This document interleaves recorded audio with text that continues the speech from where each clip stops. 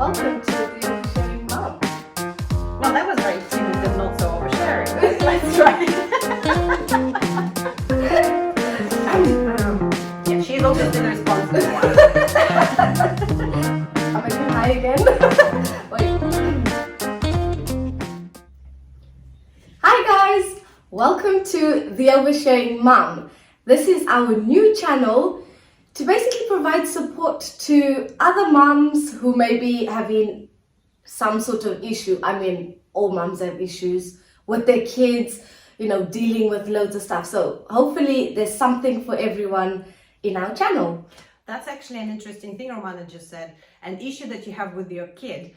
Well, what I personally have found is that often the issue with ourselves and not really with our children, they come and, they are amazing. It's us who are not so amazing or not recognizing it, or us who are having all these issues.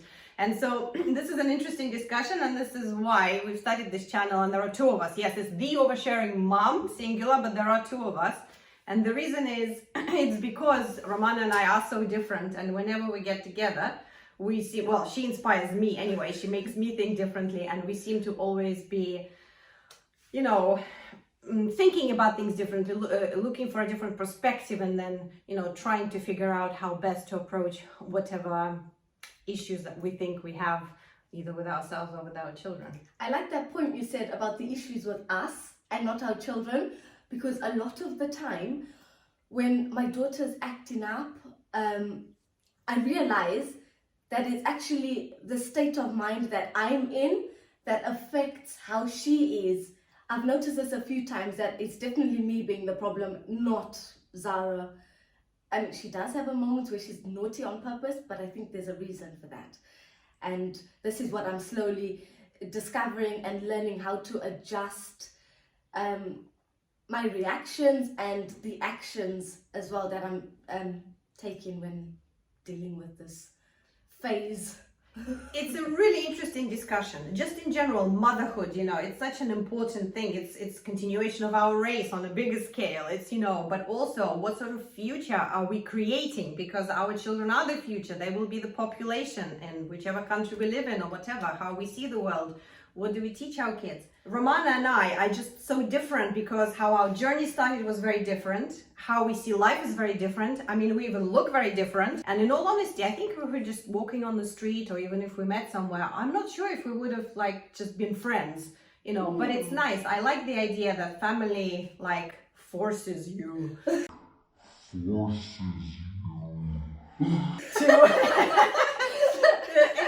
to learn and to be in situations. Yeah. It's like she constantly says this thing now, kids are this blessing. I'm like, I can't even say the word blessing. Are you kidding me? So it's a different way of looking at things. I actually remember a funny story. Do you remember when we were at your house and Sean's friend came with his daughter? Oh my God. And we were sat at the table, and the kid came running up to Sasha, and Sasha just looked at the kid. Yeah. And she was like, I don't know what to say. Sasha's very it's like psychological, things have to, there has to be a meaning. She has to have a meaningful conversation. And now this kid is coming, and he's like, no words at all. Sasha's like, what do I do? Yeah. And then she was very naughty. And actually, Romana was like, no, this is not okay. This is not, we don't do this. I was like, is it okay to speak like that to her? I'm not sure. They're our guests. I don't know. But I don't like what she's doing, but I don't know what to do. So that was definitely an interesting experience. Yeah, that was funny. And that's why I think, Sasha, you weren't quite maternal before. Oh, no. And I think growing up, I looked after my sisters. I was always looking after babies. I just got on well. I just know how to handle kids. So yeah, that's where we're different as well. We've got the maternal side and the non-maternal side, and here we are trying to really keep these humans alive. I mean, we're not doing too bad so far. That's an other interesting aspect, the environment and how it shapes us. So Romana just mentioned the fact that, she looked after a lot of other kids and you were just in the mix. I didn't see any kids. So I have a huge difference in age with my sister, 16-year difference. So as I was learning to walk, she went to university.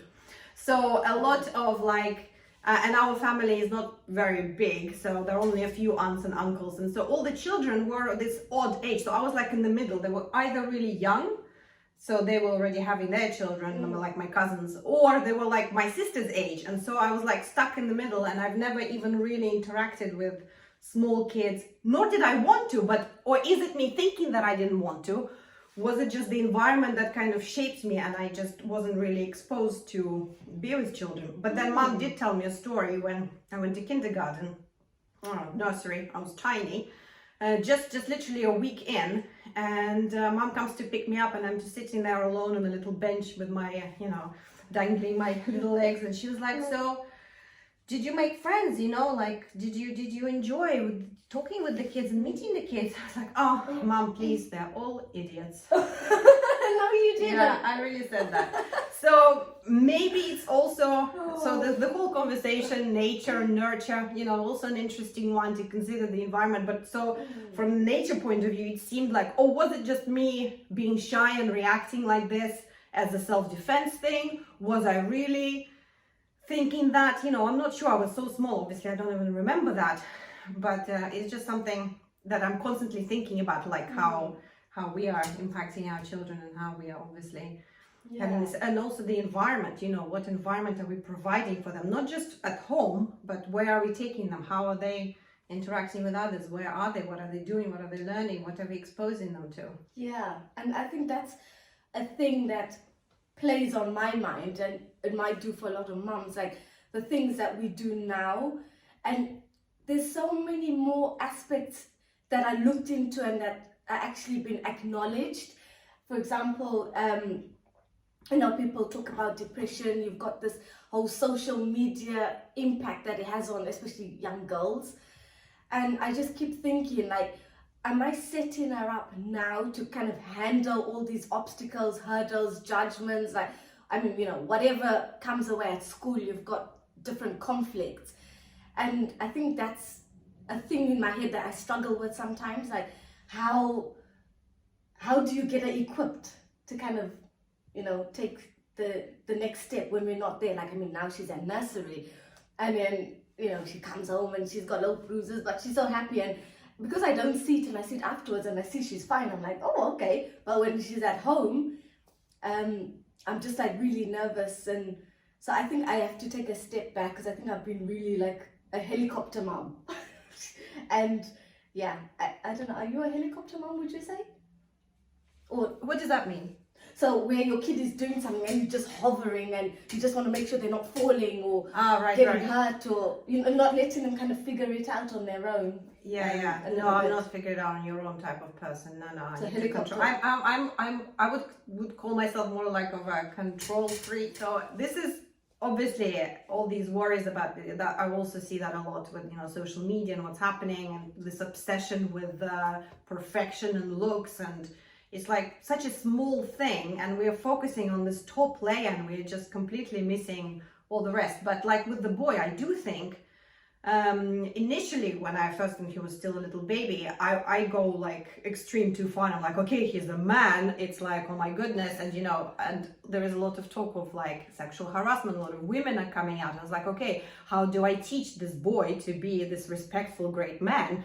But he was still a little baby. As he starts growing up and become, a lot stronger, I'm realizing that my perspective shifts in the sense that, how do I cope right now? Because he starts running around, he's so strong, if he hits, it's like, how do you deal with all of those little things before you go all the way that far? But I guess it's all just a step at a time, and just figuring it out as it all happens. Yeah. How did you come up with the Oversharing Mum? How the whole concept came to you? So I wanted an anonymous channel that no one knew, because I wanted to share stuff I was going through. And anonymous, is that like a secret one you can't see, you can't hear? That doesn't exist. But I didn't want to be judged. I didn't want people to be like, oh, we will be judged. Don't be silly. Everyone will judge us. That's how we operate. But they won't know they're judging me. That was the thing. So it was like, I was just oversharing mom, but who is she? I'm just sharing stuff. So that's kind of where it came from. I didn't want the oversharing mom to be linked to Romana. So I wanted to share my story, but not as me. But how the name came up? Why the Oversharing Mum? The Because I actual wanted name to itself. overshare. Because you wanted to I wanted overshare, to yeah. share everything I was Yeah. feeling. I wanted to, like, literally, I'm having a real shit day. I really don't feel like being a mom right now. Like, I just want time to myself. Like, and I thought I was selfish, and I didn't want people to know that I was feeling that way. So I created a separate account, and then afterwards I thought, actually, Yeah. I need to do this with Sasha, because Sasha knows a lot more of a different Of a different, Of a yes. yeah, Of a so, different, right. the puzzle pieces came together because Yeah. initially it started, I was just sharing ideas how Romana could move forward with the, with the whole channel and the whole aspect. Actually, Romana really wanted to do like a book where she would share all the experiences, and she's very creative as well. So she was thinking how to involve people. So the book is like interactive and all sorts of things. It was really interesting ideas. But, you know, we just thought we were just brainstorming ideas, and we just thought that it would be a good place to start, where first we can connect with other moms, where we could share our experience and see what it is, what is the need, you know, what is it that you would like to learn, what is it that you would like to find out, what sort of things are you facing with your children every day and things. So we immediately can tackle it together. yeah, so like for me, I didn't even really focus before. I think when I was young and I was trying to do my things, on entrepreneurial things, you know, I would be really focused on the name and the colors and, you know, the image, etc. And this was kind of ready-made, and I just sort of like jumped on the ship to join. And I didn't even Romana said, oh, do you want to change the name? And I was like, no, actually, like I can't come up with anything that's particularly better. And actually, I'm very good at oversharing. That's my thing. My husband calls it just rude. So he says, you know, you're just being rude. I'm like, I'd like to think I'm being honest and I'm trying to be as respectful as I can. She's like, no, it's just rude. So hopefully I'm not going to be rude on the channel, but I do think it's important to be honest about things, because, you know, it can help us deal with things. And when we deal with our own stuff, I think it's then reflects back onto everybody in our lives, and our relationship with our spouses improves, with our children improves, with our friends. You know, if we find a bit more understanding and compassion, first for ourselves and then for other people. You know, it's hard to be this amazing mom, amazing friend, amazing everything, if inside, you know, you don't feel so amazing and you are struggling with certain things. So yeah, and that's what you said to me as well the other day when we were brainstorming and I was trying to get help with how to get my child to sleep, and you mentioned about looking after me first, because I was going through a rough time where I wasn't getting any sleep. I could be up to 5 times a night, and then I was with the kids all day in the morning, and when I'm tired and I'm not giving them the attention, they tend to be more naughty, and I couldn't handle it. I was just like, oh my god. And one time I just had to tell my husband, like, hold on a minute, I need to put my head down. I'm not dealing with situations the way I should be. I was just like in a really bad state. And I think a part of that was me not sleeping. So the tiredness kind of rolls on, and then I'm active, I'm doing this and that. And Sasha's like, hold on, you need to look after you first, because if you're not okay, no one else is okay. And so it speaks also of like the tolerance level, because Romana really is an amazing mom, and her tolerance level is like way up here compared to mine, because like with sleep situations specifically, like if, you know, we went through a phase as my child is, you know, started getting out of his cot, climbing out, and so it was a whole new stage in sleep. And so I did experience two weeks of where I had to go to him in the middle of the night a couple of times before I got help from an expert to deal with it. But what I realized is after 1 week I was dying and she's doing it day in day out, months on end, and I'm like, wow, is she a hero or is she a masochist? Like, well, what did she do? Like, what is happening here? So basically what I was saying is, like, I wouldn't be able to function, and so I personally cannot give from that place, because I was broken. And it's really hard for anybody to understand until you experience it. Like, for example, my husband doesn't get it. Like, I was broken. He's like, what's wrong with you? Like, come on, get going, stuff to do, you know, and he would be, you know, you haven't jumped on a bike, you know, in the gym and stuff. I'm like, I can barely walk. I can barely walk to make a cup of tea. Jump on a bike? Are you kidding me? So no, he doesn't get it. So I realized I'm not giving very much to my child when I come from this broken place, quite simply because I can't even think of things to do. I don't have the energy to be jumping with him, running with him, teaching him this and that and showing him how I would normally do. So I've decided quite early on, and then again, I was honest with myself, and one of the things I've realized is how selfish I was. So I always thought I was quite a giving person until I had my child. And then when I had my child, I was like, oh my God, I am so selfish. No, like more than selfish. And a lot of moms say, we need to be selfish. We need to look. No, I discovered I was really selfish because I wanted a lot of time for myself. And I wanted suddenly, all of a sudden, it's the having a child just awakens the beast, or in her case, probably something else, but awakens something. It awakens something, whatever it is, it gets awoken. Well, my kids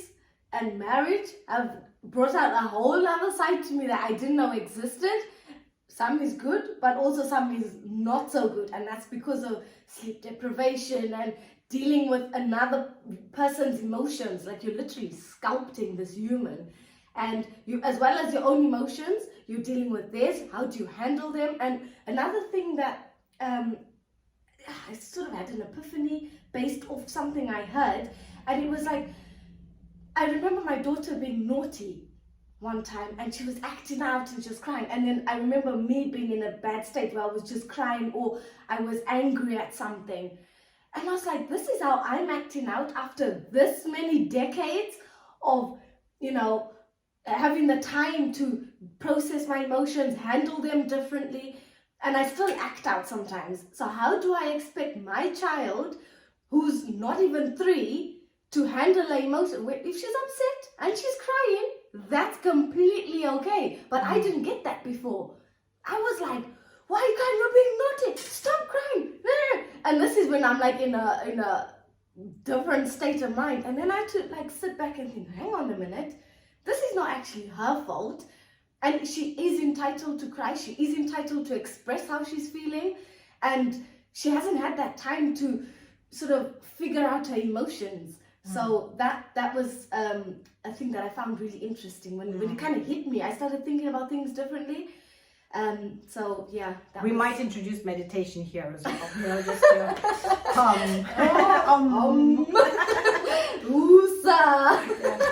yeah. No, I think it's definitely needed in motherhood. Like, where you definitely need that time to just center. Oh God, that feels good. Yeah. Center yourself. Yeah. So even though our kids are different, I think every parent is different, and our approach is different, and our tolerance level of things are different, and how we perceive things are different. So maybe it's less so about kids and more about us. So maybe through this conversation, because Romana and I are so different, maybe the truth is somewhere in the middle, and maybe it's about us learning more about ourselves as not just as parents, as people, but also what kind of parent we are, and what kind of parent we want to become if we are really thinking about our children and what we want for them.